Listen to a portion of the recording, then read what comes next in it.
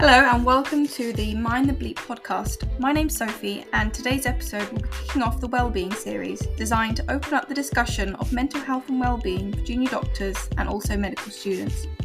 I'll be speaking to Joe Meredith today. He's a Senior Communications Officer for the Royal Medical Benevolent Fund, or the RMBF for short. This is a UK charity for doctors, medical students and their families. And Joe creates wellbeing and mental health content for the RMBF's online advice hubs, social media channels and support newsletters. He has worked in charity communications for 12 years and has a keen interest in efforts to improve employee wellbeing in all sectors. He'll be telling us how the RMBF can offer financial support for healthcare professionals and signposting where to go if you'd like more information on this.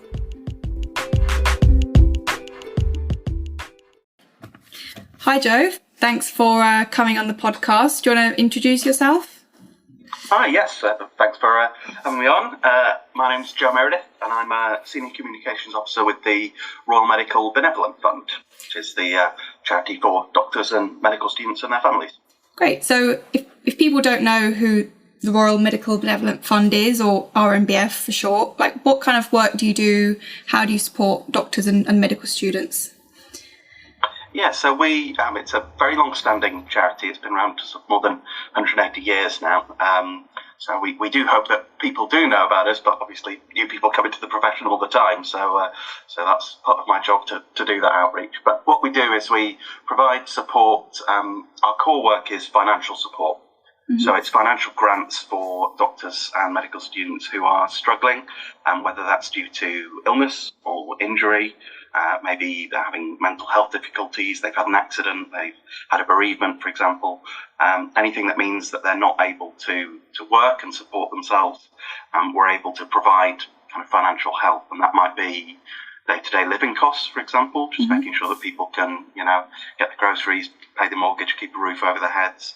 Might be childcare costs, if they're struggling with that. If they're trying to get back to work after a period of being off, might be able to help with retraining costs, the exams that doctors have to take to keep up with that as well.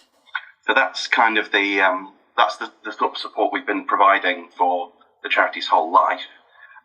We also sort of recognise that there's a need for sort of wider wellbeing support, especially at the moment. And so we've recently created, along with the BMA, we run Doc Health, which is a confidential psychotherapy service for all doctors, which is based on a self-referral model, which has been, sort of very, very successful and very well used. We provide online wellbeing advice, online articles on our advice hub about, dealing with burnout or anxiety, like maybe dealing with the death of a patient as an example, just stuff that's, hopefully just useful to doctors in their sort of working day to day. So that's a bit of an overview of what we do. Yeah, no, that's great. Do you have any limitations on the kind of doctors that you help, or is it anyone from F1 up to consultant level? Yeah, it's absolutely, anyone. The important thing is that, you have to sort of be affected by, illness or injury and struggling to be. And it's kind of interesting that you raised that, because over the last, I think maybe sort of 10, 20 years, there's been a really big shift in terms of who we're actually helping. Okay. And basically our base of beneficiaries is getting younger and younger. And it's about 70% of the people we help every year are sort of under 40. And they tend to be in that early career stage. And they haven't sort of built up that financial safety net yet. So that's a big thing that we're seeing. So a lot of medical students and a lot of junior doctors, to be honest, are among the base of those who are able to help. Yeah. I think especially with everything that's going on now, it's people get younger and younger that are coming for help. Really. What kind of specific woes or concerns have the people that are coming to you? Like what do you normally see a lot of? So there is, I think that the biggest specific cause of people coming to us, the reason that people come to us, is mental health difficulties. And that's, again, something that's really risen over the past 10 years or so.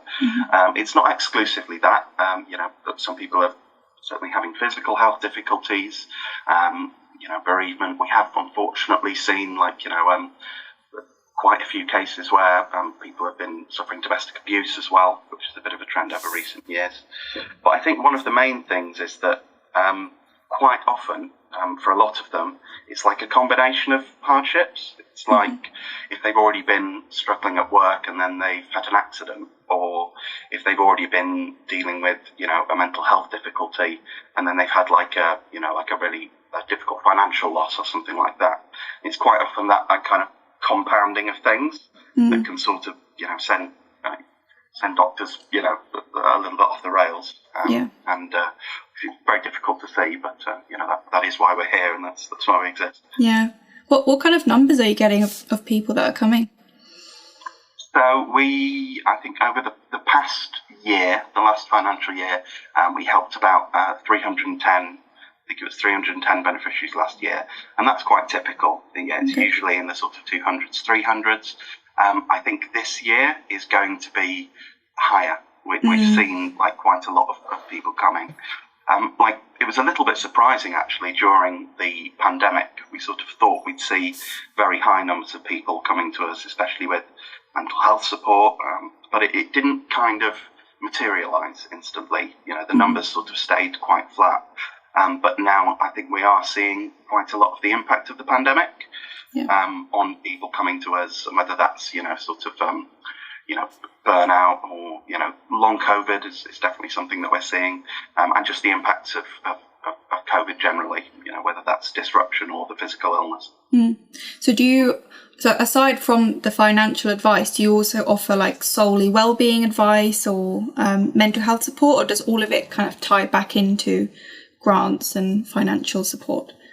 Yeah, well, there are some services that we offer specifically for people that we're supporting financially. So if we're supporting somebody as a beneficiary, they also have access to individual money advice, which can be really, really helpful in terms of, because quite often especially around the mental health side, if you're already struggling on that, and then you've also got, sort of bad debt, or, you're in mortgage arrears or something, it's very much a vicious cycle in that, the money problems worsen your mental health, and then the worse your mental health gets, the worse the money problems get. So we provide money advice to help doctors claim the benefits that they're entitled to, which they might not realise, sort of consolidate debt, set up payment plans and things, which is helpful. We also offer coach mentoring to our beneficiaries as well, if they need this to sort of, return to work quite often, for example. But there are, for example, Doc Health is open to every UK doctor. There's absolutely no qualifications on that. It's based on ability to pay as well, so there's financial support available for everyone who needs it. So that's genuinely, I think, quite a key thing that everybody can access. And all our wellbeing and online advice is free to everyone as well. Okay, yeah, no, that's good. And I'm glad you've mentioned Doc Health as well, because I've heard about the work that they do, and I think it's good that it's more specific for healthcare workers. So I think we suffer with a specific subset of worries. For anyone that maybe wants to access Doc Health, is it a self-referral? Do they go through their GP? What would they kind of do to get that? Yeah, it is self-referral. Okay. You just simply go to the website, which is dochealth.org.uk, and I think that's really important actually, because obviously there's quite a bit of, we know that there's a stigma, especially among doctors who are, a very sort of proud, self-reliant bunch, if that's not too much for generalisation. And, we know that there's this sort of feeling of asking for help sometimes being seen as a weakness. So the self-referral model of Doc Health is very important. There's no reports to GPs or trusts or to any of your supervisors. It really is just, access it and talk to someone. Do you think... coming this year has been difficult, cost of living, and I think everyone's feeling the squeeze a bit with money. Have you seen an increase specifically in kind of financial support applications this year, or do you predict that it will get more? Well, as I say, we're on a bit of an upwards trend, and we do think it's going to be a busy year. In terms of the cost of living crisis, sort of specifically, I was talking to our casework department, who work directly with our beneficiaries, and are fantastic. And we haven't sort of seen, too many people really kind of mention that rising cost thing, and it's a bit surprising, to be honest. But I think it's that the kind of doctors that are approaching us would probably be struggling even outside of a cost of living crisis, really.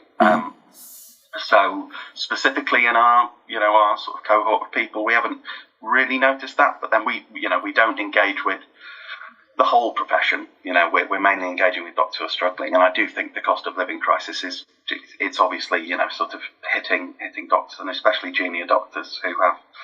There's so many costs associated with being a doctor, especially early in your career, that I really doubt there's anyone that it's not hitting. Yeah, I think so obviously I've started working as a doctor this year, and you have to pay membership fees, and then in the future you need to think about paying for exams, and then there's also the cost of relocating for work as well. Yeah, travel is huge, isn't it? Yeah. I had to get a car to get to work now. So buying a car, getting driving lessons, paying for petrol, all the little things, really adds up. So it is difficult. And I mean, I was quite fortunate. My university was kind of similar to the RMBF. They were quite good with giving financial help if you needed it. But I know that not all universities will have that kind of provision for their students going into the profession. So I just want to touch a bit on medical students, because we have a lot of medical students that visit the site and hope would be listening. So are they kind of a different case to the doctors that come? Because obviously I'm assuming they don't have mortgage payments to pay yet, and kind of more adult associated costs. So what kind of thing are they coming with? Yeah, so we sort of, in terms of financial help, we help med students in the final 2 years. Okay. So they have to be a similar sort of circumstance to the doctors. It's where they've had a sort of change in circumstances because of an illness, and injury, or a bereavement. And I mean, in the same way that being a doctor, especially an early career doctor, is expensive, so is being a medical student. You do have those sort of subscription costs, answer banks and stuff like that,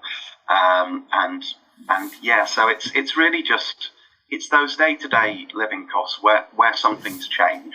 Maybe they had a parent supporting them, and sadly that parent's died, or they've had something has happened in the financial circumstance that just means it's not feasible, and they just need that little bit of help, especially as a medical student. Many of them work to support their income, but if something changes, that can suddenly just not become feasible. Or if you really, really need to sort of, knuckle down and finish those final exams, having to work as well can really throw you off and really be sort of quite difficult mental health wise. So really it's providing that sort of, that day-to-day help to kind of eliminate the worry and sort of just help people get over the line, really, because it's all about making sure that we're not losing really good future doctors just to unfortunate circumstances, because we need as many doctors as we can get right now. Yeah, that's definitely true. In my final 2 years, I applied for a loan through Student Finance England, and I think in the last 2 years, the amount of maintenance loan that you can receive from them goes down, the maximum amount. Yeah. So I think I found the last 2 years more difficult than the previous 4. So it does get harder for students, especially now as well, and especially if students are in London or places where rent is ridiculous. It can be really hard to, when I moved out of my place, they put it back on the market, and the rent was I think it's about 30% higher than what I was paying, and I wouldn't be able to afford that anymore. It's really really difficult. At the moment. Yeah, it is. Do you have I was wondering, throughout the UK and in England, is there an area of the country where you get more requests from, or is it quite an even spread? Genuinely, it's quite an even spread across the country.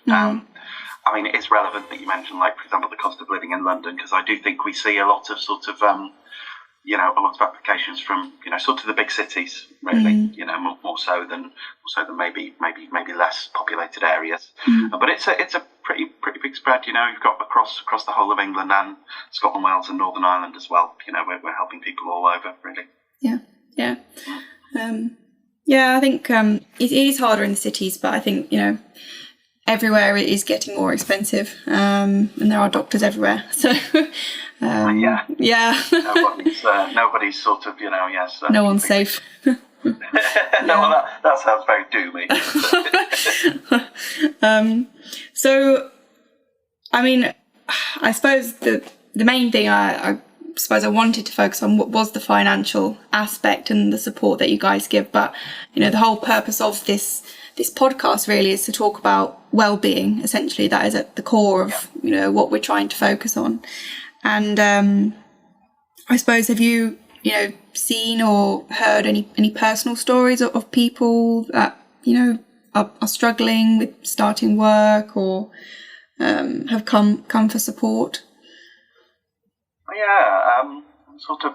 Obviously, so we sit in. My team sort of sits in on the grants and awards committee, sort of every couple of months, which is where we help people, and it's almost quite hard to quite hard to bring one to mind. One of the most lovely things is just getting those messages from people who have had that help, really, because it's always just incredibly genuine, and especially when they sort of tell you especially what it's done. Like, for example, we do have a refugee doctor program, which is for people we're able to support people who've passed the PLAB 1 exam, which is that incoming doctor exam, and they're on their way to sort of trying to get that PLAB 2, but that can be quite difficult to support oneself financially at that time. I just got a message from a doctor recently who's like, I've been able to do it. I'm now, because of your support,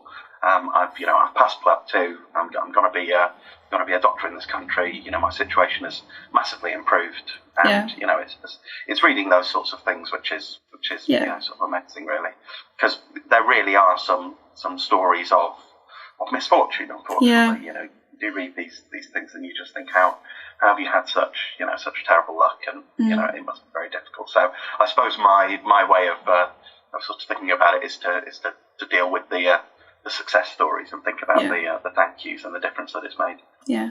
How much kind of money or support could people potentially get? Is there a maximum limit? I mean, it's really it's matched to the individual. So every case that comes to the committee is assessed.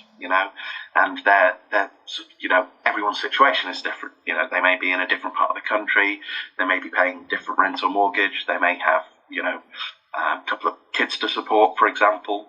So it's all done. There's that sort of very, it's a very fair and very sort of graded cost system. It does vary in that, obviously we're aware that there's a cost of living crisis and costs are going to go up. So it's, specifically we do address that and we look at that. But basically the important thing is we're creating a tailored package of support.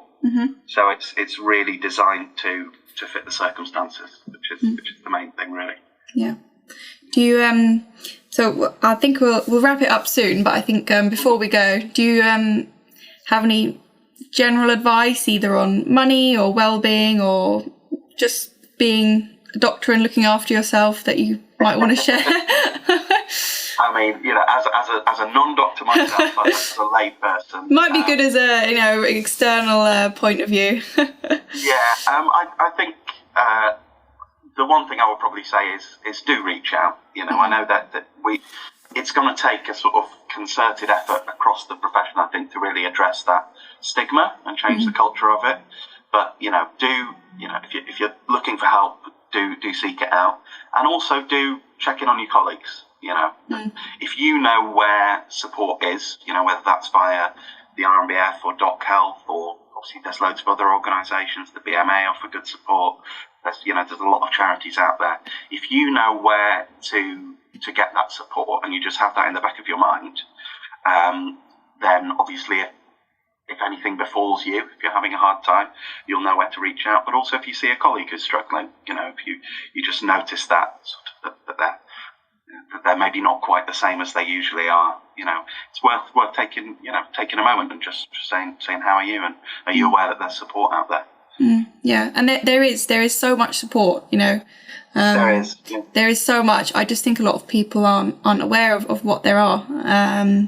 So I'll put all the links in the description for this, for the RMBF and Doc Health. If anyone wants to apply to the RMBF, what would they do? What's your advice? Yeah, first thing is go to the website, really. It's all on there. It's rmbf.org, and really there'll be a link that just says get help, and you'll be able to see whether that's for doctors, for med students. It's kind of all there. So, and that's first port of call. Yeah, great. All right. Well, thank you so much for talking to me today. Yeah, thank you. It's been really interesting. Yeah. No. I hope more people will be aware of the RMBF and Doc Health, just to name a few, and that there is support out there for lots of doctors and medical students. Indeed, yeah. Yeah. All right. Thanks, Joe. Thanks so much, Sophie.